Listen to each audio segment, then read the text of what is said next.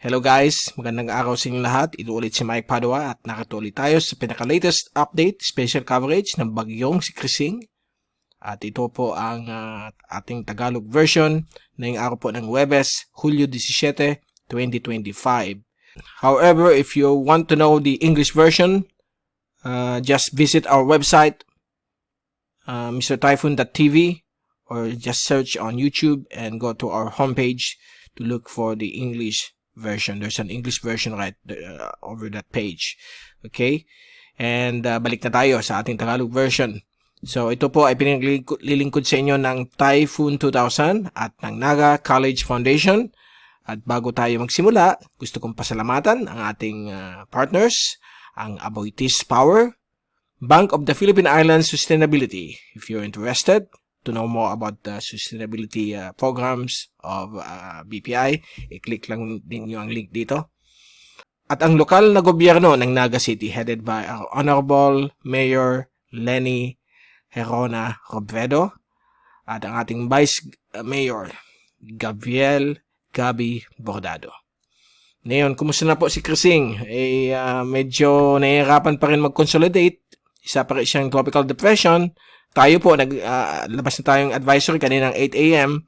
kasi yung Joint Typhoon Warning Center ng US, isa pa po siyang monsoon depression, hindi pa po siya tropical depression. Ano ang monsoon depression? Ipapaliwanag natin mamaya-maya lamang. Ang Pag-asa, since sa kahapon, pati yung Japan, ay isa na pong tropical depression. At nakita po natin dito sa last graph shot natin kagabi, itong si Krising, as of this time, ay banda dito na po siya. Okay? Sumusunod naman po sa forecast tracks ng mga computer models, kaya lang ito po yung habagat. Patuloy nagbibigay po ng malalakas na pabugso-bugsong ulan sa Mimaropa, Visayas at Mindanao. Lalong-lalo na po sa may western Mindanao at sa may western sections ng Visayas like Panay, yung Antique, yung area po ng Negros Island region. So medyo malubha po ang situation dyan at mukhang patuloy pa rin mga ulan hanggang sa weekend sa area nito ng Visayas at Mimaropa. And then sa Metro Manila at western sections of Luzon, simula Sabado, habagat na po dyan sa inyo. So may mga pabugso-bugsong ulan. Dito po sa Bicol at Eastern Visayas, apektado po tayo ng outer rain bands nitong si Krising. So ito po yung latest na yon as of 5 o'clock. Ay nakita po ninyo, hindi natin mahanap pa rin ang center, pero kung eksperto kayo, nandito po siya na yon. Somewhere here, ang kanyang center. Bukas na bukas siya.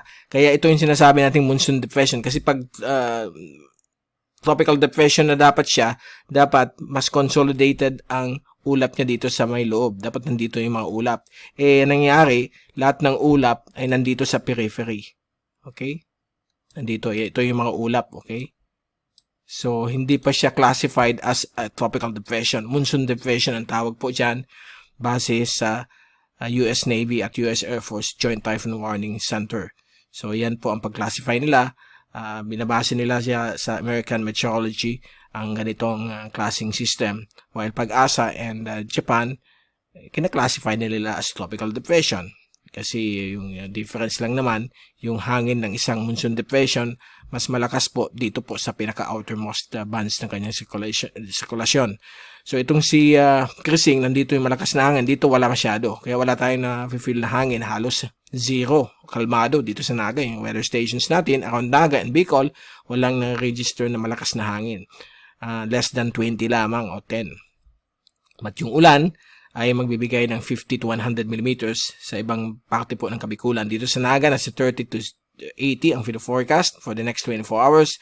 Right now, hindi pa tapos ang araw, nasa 40 to 50 millimeters na po ang ulan. Bagamat wala pa naman pong biglaang pagbabaha, ang nagkakos po ng biglaang pagbabaha yung tinatawag nating 1 to 2 or 3 hours na intense rainfall. Yung mga umaabot ng 80 millimeters in 1 to 2 hours, yun talaga magkakos na yan biglaang pagbabaha. Pag hindi naman po, kung fully distributed sa buong araw, hindi naman po siya aakyat dramatically. Okay? So yan po, nakita niyo yung habagat dito. At kung titingnan natin yung live radar mula sa Zoom Earth, this is from the Pag-asa Radar Mosaic. I-play natin yung latest na yon. Ay nakita ninyo, ang malalakas na ulan, yung heavy rainfall ay nasa offshore areas ng Kabikulan o nandyan sa may coastal waters ng Caramuan o sa may Partido at dito rin sa may coastal waters ng Camarines Norte. But may mga ilan-ilan na mga heavy rains na tumatama na yun sa Paracale at Daet. Okay, so expect may mga lalakas na ulan overnight but padaan-daan lamang po yan. Okay? And dito rin sa may northern tip of Catanduanes. Dito sa Naga, na-experience rin tayong light rain. Halos wala nga na yun. 1 mm lang po ang ulan na as of this time. But may mga patches na mga maliliit. Nakita nyo dito yung mga maliliit na bilog. Yan po ay cause ng mga maliliit na thunderstorms embedded po sa western circulation nitong bagyong si Krising, okay? Na patungo sa general direction ng Northern Cagayan. Ito yung tracking, medyo nahirapan ang pag-plot niyan pero hindi talaga ito ang true movement niya. Ang true movement niya ay ganito, paganyan siya. Paganyan. Okay? So, ano lang, mahirap lang kasi hanapin ang center dahil monsoon depression siya. Mas maluwag yung kanyang center. So, any point doon, tama naman. Kahit anong agency kayo. Okay? Na tumitingin. Now, ito po yung track natin na inisyu natin kanina ng 8 o'clock. Mamayang 8 p.m. mag-i-issue ulit tayo. Mga 10 o 11 bago tayo matulog. Mag-i-release na po tayo. Okay? So, ito po yung tracking for the next 48 hours. So, mataas ng probability dito. Nasa 80% na tatamaan po ang Northern Cagayan. O kung tumaas ng konti, itong Calayan Island o sa may Babuyan, dyan siya dadaan. So, inaasahan po ito maging isang minimal tropical storm. Pagdating dito, pag nag-consolidate na po yung kanyang core o yung kanyang center, so yan po ang pinapakita nitong system. Yan po yung area ng kanyang ulan. Buti naman, hindi pa masyadong grabing ulan. Mga light rain lang. Sana hindi na po umabot sa heavy at intense. So yan po ang magiging track niya. So yung mga kababayan natin sa dulong Hilagang Luzon, sa may Cagayan Valley, mag-ingat po dahil may possible rainfall, 24-hour rainfall accumulation na pwede umabot ng hanggang lampas 300 mm sa ibang areas po sa mga bulubundukin ng Cagayan Valley, kasama po ang Ilocos Region, Ilocos Norte, Ilocos Sur. So maghanda po kayo simula Friday hanggang Sabado. Okay?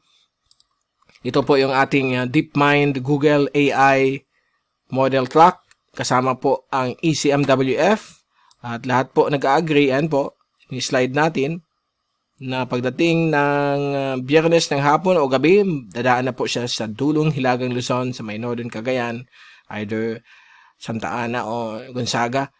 But let's hope hindi po siya lumakas. Pero ang problem kasi nito yung ulan eh. So, grabing ulan na ang forecast dito sa may Northern Luzon. And then lalabas na po siya dito sa may West Philippines Sea. Mapapansin ninyo, nag-scatter yung mga models kasi po as time goes by, from within 12 hours to 24 hours to 48 to 72 hours, yung model ay nag-disperse. Bumababa ang probability. But if within 24 hours talagang magkadikit sila, so iyan na po ang siguradong path niya. Okay? Samantala, ito yung wind forecast ni Krising, medyo malabo po kasi for the next 48 hours, ito yung area na nasa loob ng PAR hanggang mag-cross ng Northern Cagayan. May ilan, magiging typhoon, but so far, most likely baka ma-maintain siya bilang TD or pwedeng minimal tropical storm. So ito yung possible niya dito sa area na ito.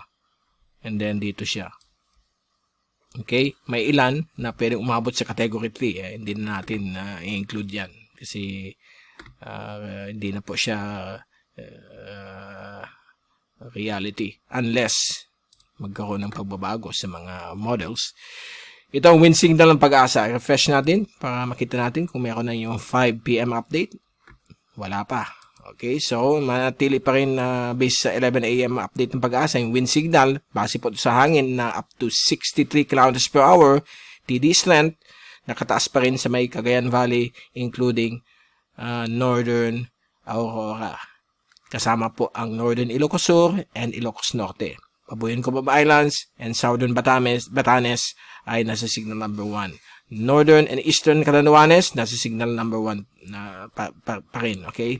Hindi natin alam kung lumabas na yung update and refresh natin itong page. Wala pa rin. Wala sa website ng Pag-asa.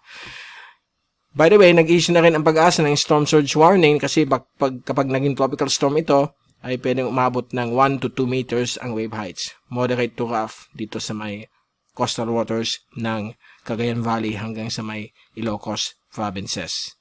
So, basahin na lang po ninyo, i-post niyo yung ating video para makita niyo yung anong dapat gawin.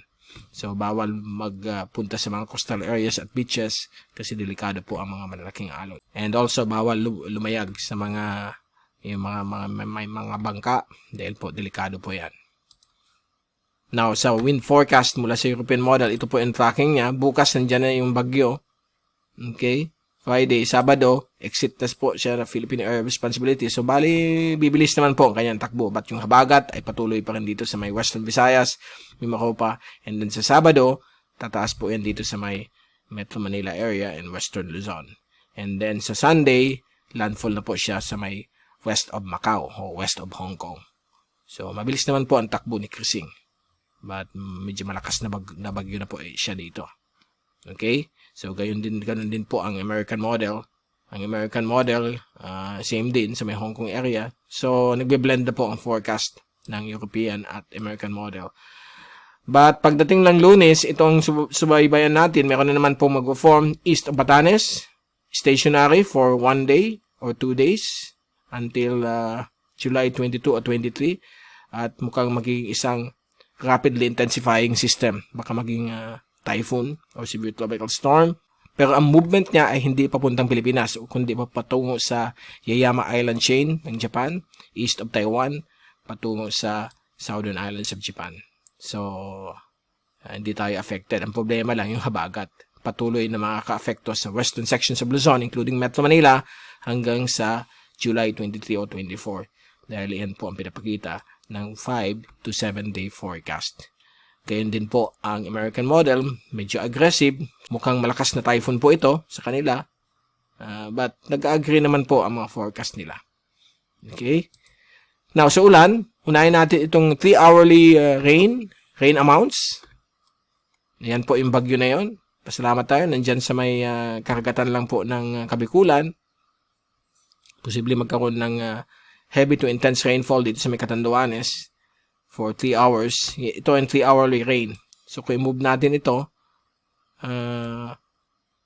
nasa offshore areas ng Bicol, so hindi naman po sa inland ang grabing ulan.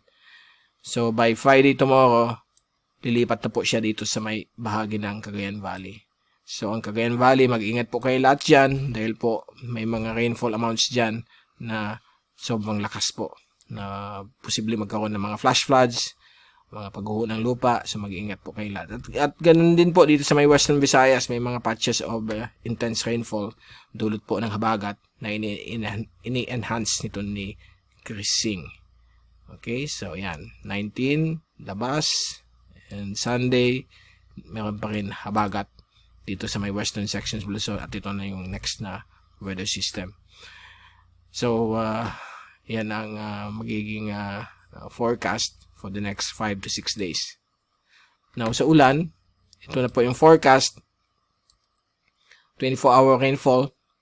So, pinapakita dito yung kanina 3 hourly po yun. Okay, ito yung 24 hours. So, ang Bicol Region, Camarines Sur, and Albay, for the next 24 hours, bukas na Friday, yung kakaroon pa rin ng 50 to siguro mga 80 o 100 millimeters na ulan.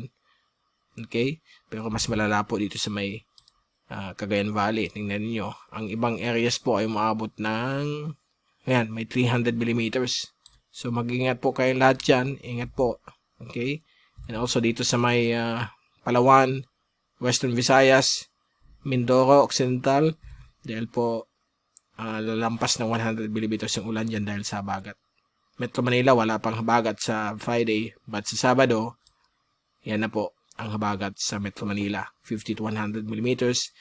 More than 100 millimeters naman po sa may Western Panay, like Antique, gayon din po sa may Occidental Mindoro, Western Negros, at dito rin po sa may western sections of Northern and Central Luzon, mula Ilocos region hanggang sa may Batangas, mukhang may up to 50 or more than 100 millimeters sa mga ulan dyan.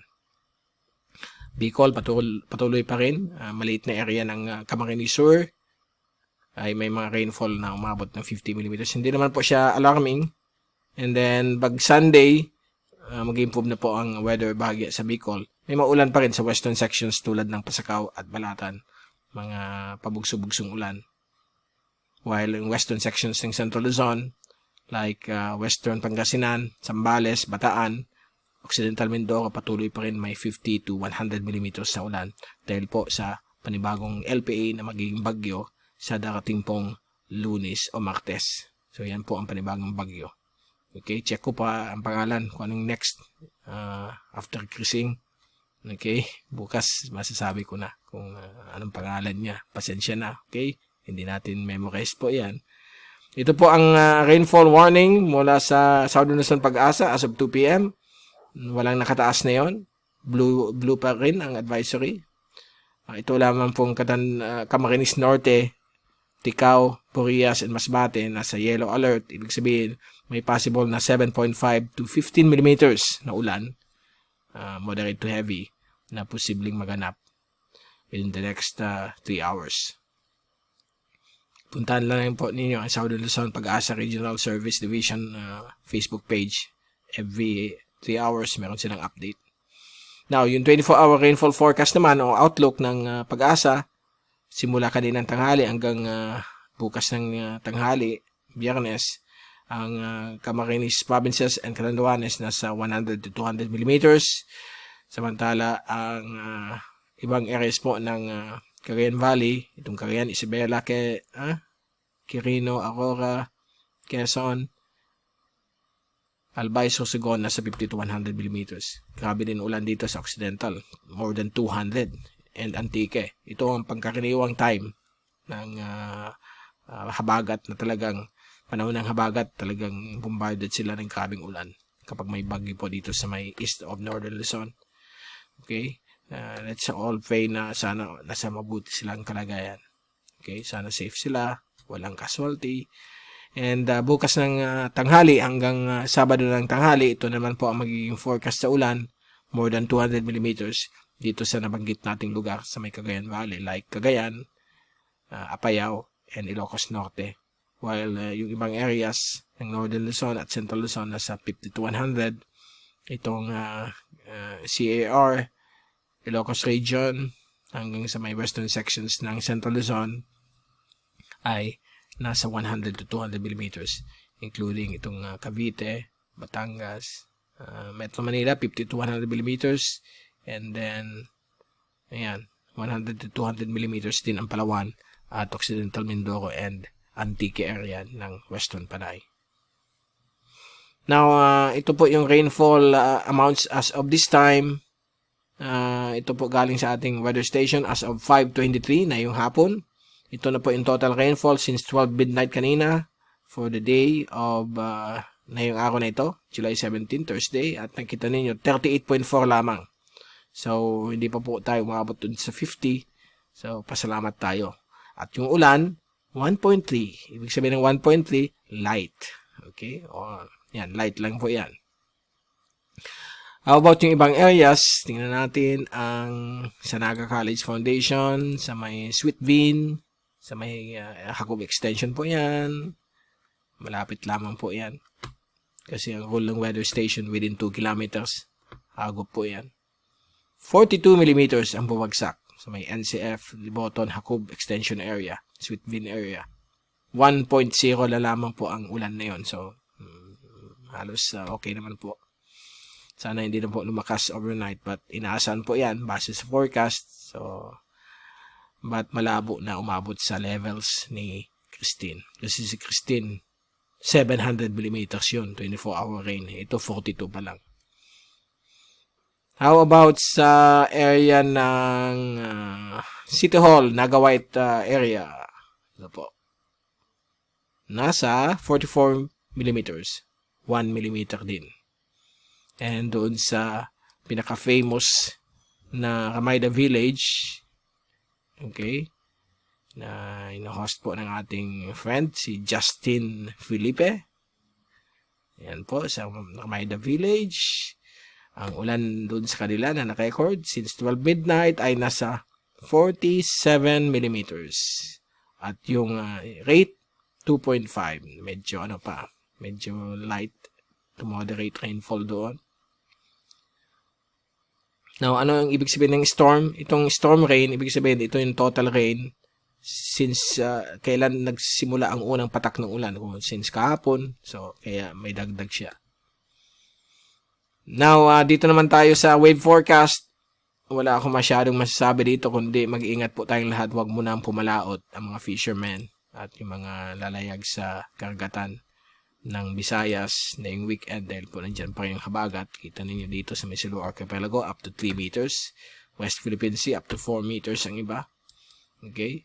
Lalo na po, Sunday medyo mag-improve naman pero moderate waves pa rin yan sa may Visayas.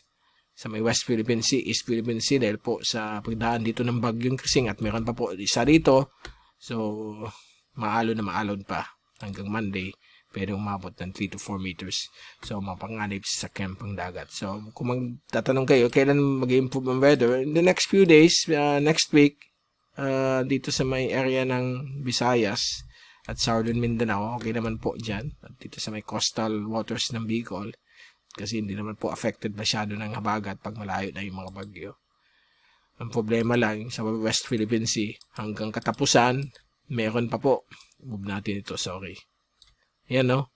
Hanggang katapusan, hanggang 31, meron na naman isang bagyo dito ng pool ng habagat. Patuloy pa rin ang malalaking alon sa Western Luzon hanggang katapusan ng Hulyo. Yan po yung sinasabi nating siyam-siyam. Pag siyam-siyam, ibig sabihin 9 to 18 days of rain. Ganyan yan. Pag nasa wet phase ng Madden-Julian Oscillation, palaging meron sunod-sunod na bagyo nagpo-form. Minsan up to 2 to 3 weeks ang mga epekto ng habagat. Okay, so yan muna po ang pinaka-latest update na yung araw na ito ng Huwebes, Hulyo 17. Mag-ingat po tayong lahat, okay? And babalik ulit tayo bukas sa another update. Ito si Mike Padre ang papaalam. Maraming salamat sa pagpanood at huwag niyong kalimutan mag-subscribe sa ating channel dito sa YouTube. I-like ang subscribe button. Follow niyo rin ang ating Facebook page, Mike, Mr. Typhoon Padua. Okay? Para madali yung tandaan, type lang nyo www.mrtyphoon.com. Sa Facebook po yan, or mrtyphoon.tv sa YouTube po yan. Para hindi nyo makalimutan kasi may mga impostor na mga sites dyan. Hopefully, hindi na po nag-function yun. Okay, so God bless sa inyong lahat at maraming salamat.